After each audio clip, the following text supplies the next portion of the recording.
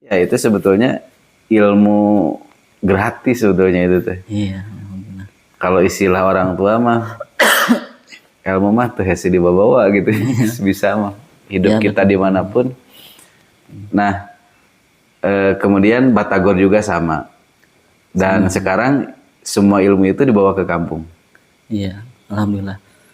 Dicoba semua di kampung. Dicoba. Dicoba. Malahan di kampung mah nggak jualan doang gitu ya di kampung.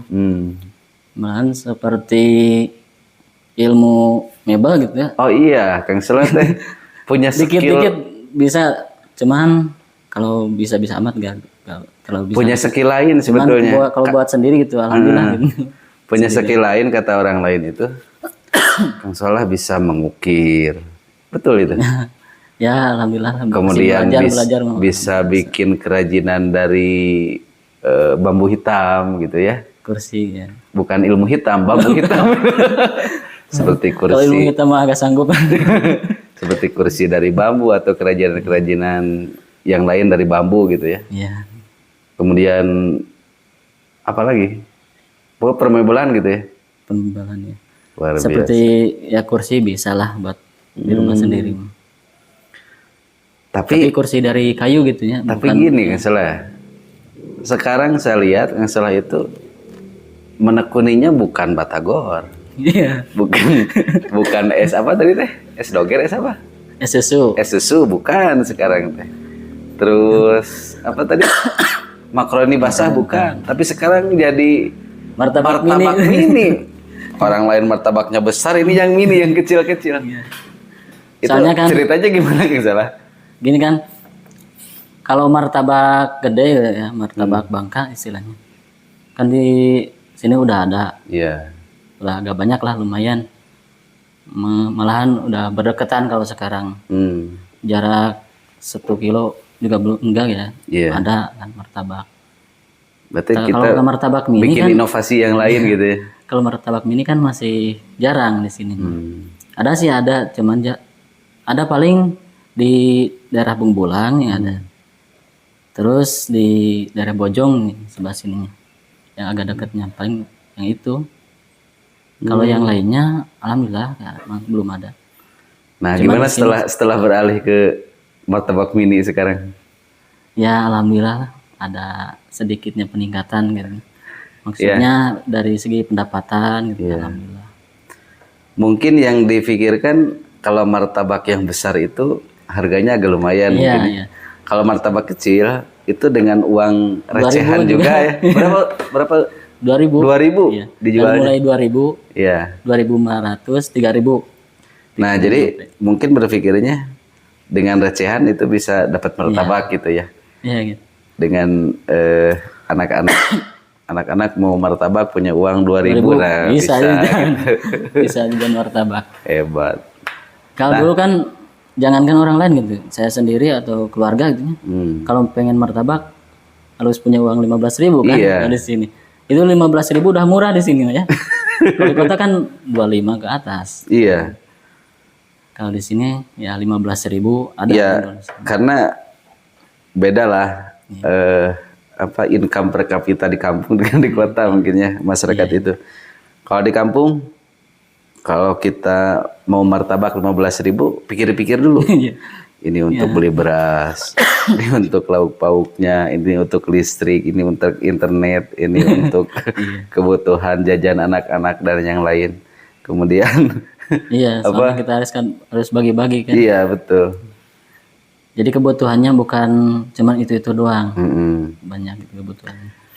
Nah, ngomong-ngomong, berapa sih income dari martabak ini nih? Kayaknya lumayan rame. Ya, alhamdulillah lumayan lah. Kalau dibilang rame gak terlalu rame. Tapi alhamdulillah lumayan. Nah, jadi ada peningkatan dari dulu dari Batagor gitu ya. Terus sebenarnya mah kalau jualan di sini di kampung udah berapa macam. Dari pertama Iya, makanya kenapa saya undang Kang Solah ke sini. Nah, ada yang unik dari Kang Solah bahwa Kang Solah itu multi skill. ya. Alhamdulillah. Multi skill, multi segalanya pokoknya segala bisa gitu ya. Bikin batagor oke. Bikin asbak oke. Bikin kursi dari bambu oke. Bikin martabak oke. Hampir segala oke. Ada sih yang nggak bisa. Jadi guru. Jadi guru aduh nggak bisa. Paling guru anak-anak kan. Iya. Nggak kayak Pak Abdul Aziz gitu. Kang Salah gini.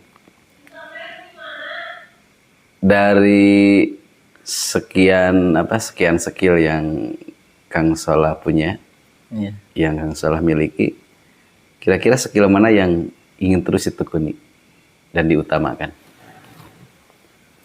Emang kalau bicara dari lubuk hati yang paling dalam gitu ya, lebih ke dominannya ke mebel. Ke mebel. Kalau secara hati nurani. Kenapa nggak digeluti mebel? Cuman karena kan peralatannya masih belum punya. Gitu. Masih ada, cuman terbatas. Iya. Baru punya beberapa macam alat doang. Soalnya kan kalau mebel alatnya lumayan. Iya. Banyak. Ada hobi di mebel gitu? Ada sih. Iya, iya. Emang hobi mah di sana. Di mebelnya. Jadi kita punya karya juga gitu ya. Ya alhamdulillah sedikit. Nah, barangkali ada pemirsa yang mau nyumbang ini peralatan mebel yang sudah agak kurang kepake, nah bisa dimanfaatin sama Kang Salah. Aduh alhamdulillah. Juga. Terima kasih. Kalau ada donatur, apalagi donatur ya. Bisa. Nah, Kang Salah sebetulnya gini, inspirasi untuk kita dan para pemirsa. Ternyata rezeki yang Allah kasih itu tidak hanya di kota ya. Iya. Di kampung juga banyak potensi yang bisa kita manfaatkan dan bisa kita usahakan semaksimal mungkin supaya kita bisa hidup bukan mencari rezeki ya, tapi menjemput rezeki. Menjemput rezeki. Kenapa? Karena rezeki itu kita sebagai umat Islam sudah yakin Allah telah mengatur kepada seluruh hambanya, dan Allah itu gak akan zalim. Tidak akan pernah ada makhluknya, tidak akan pernah ada hambanya yang tidak dikasih rezeki gitu ya. Betul.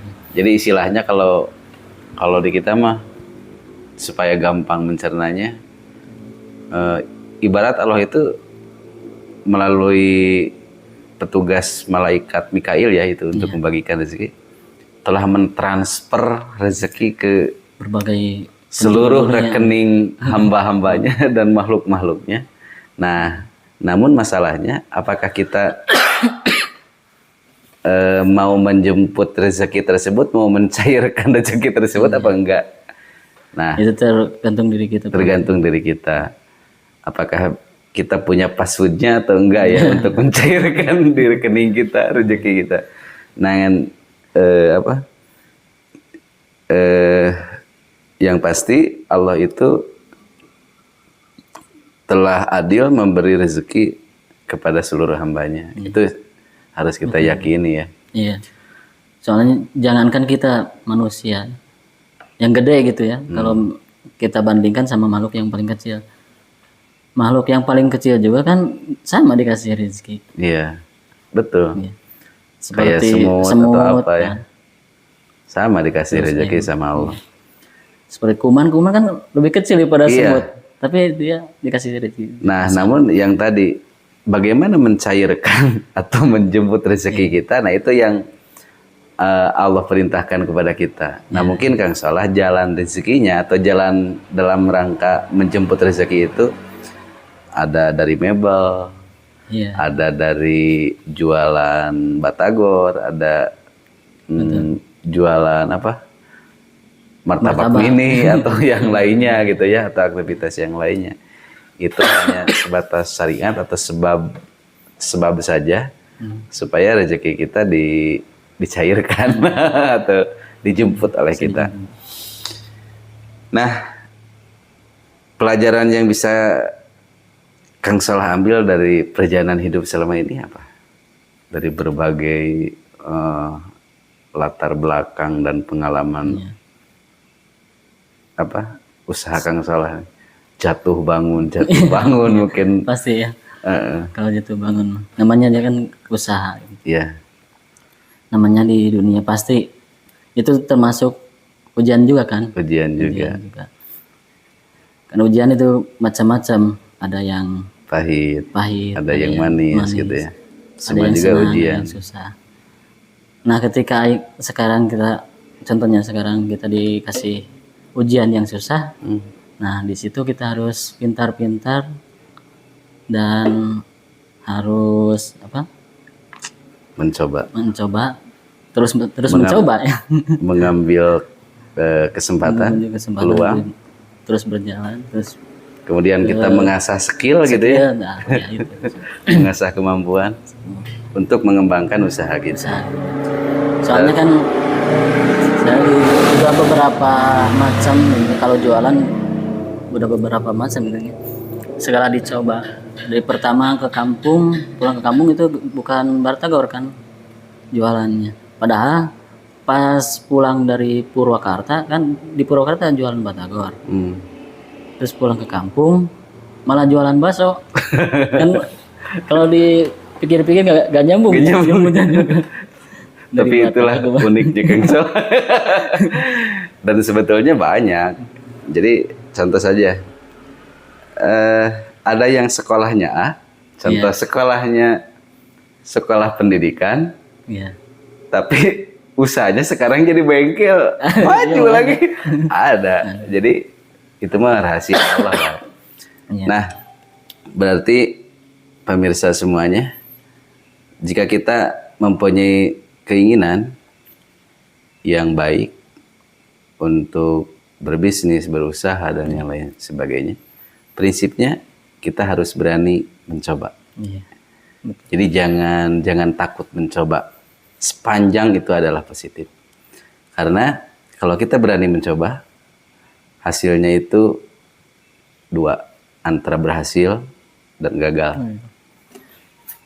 Dan orang yang gagal pun jika telah berani mencoba, dia itu akan belajar dari kegagalannya. Dan obrolan kita dicukupkan di sini. Terima kasih Kang Salah atas waktunya dan berbagi pengalamannya. Mudah-mudahan menjadi inspirasi untuk yang lain. Ternyata hidup itu bukan hanya ternyata rezeki itu bukan hanya di kota, di kampung pun banyak, dan Allah rata memberikan jalan rezeki baik di kota maupun di kampung. Ini untuk penyemangat bagi anak-anak muda. Betul. Terima kasih Kang Salah atas waktunya, dan mudah-mudahan obrolan kita bermanfaat walaupun tidak serius, obrolan santai dan perdana kita ngobrol khususnya di podcast Yazka ini. Terima kasih dan kami pamit. Assalamualaikum warahmatullahi wabarakatuh. Waalaikumsalam.